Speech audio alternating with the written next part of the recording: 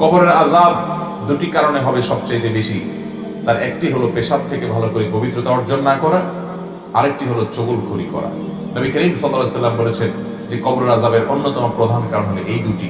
এই চুগলখোর ব্যক্তি নাম্মাম, সে জান্নাতে প্রবেশ করবে না। নবী সাল্লাল্লাহু আলাইহি ওয়াসাল্লাম বলেছেন লা ইয়াদখুলুল জান্নাতা নাম্মাম, নাম্মাম জান্নাতে যাবে না। চুগলখড়ি যে কত নিকৃষ্ট একটা চরিত্র, আমাদের সমাজের চতুর্দিকে তাকায় দেখবেন চুগলখোর আর চুগলখোর।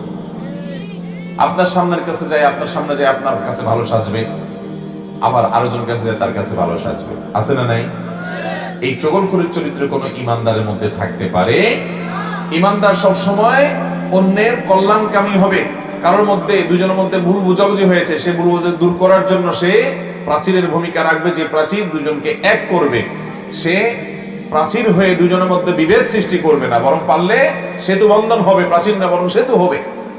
আল্লাহ রাব্বুল আলামিন বলেছেন ইন্নামাল মুমিনুনা ইখওয়াহ ফাসলিহু বাইনা আখাওয়াইকুম, নিশ্চয়ই ইমানদাররা সবাই ভাই ভাই, অতএব তোমরা ইমানদারদের মধ্যে কোনো গন্ডগোল, কোনো ভুল বুঝাবুঝি, কোনো মতমানের পার্থক্য, কোনো মনোমালিন্য হলে এটাকে সংশোধন করে দিবে, এটাকে দূর করে দিয়ে তাদের মধ্যে ঐক্য সৃষ্টি করার চেষ্টা করবে। আল্লাহ তাআলা আমাদের সবাইকে সেটা করার তৌফিক দান করুন।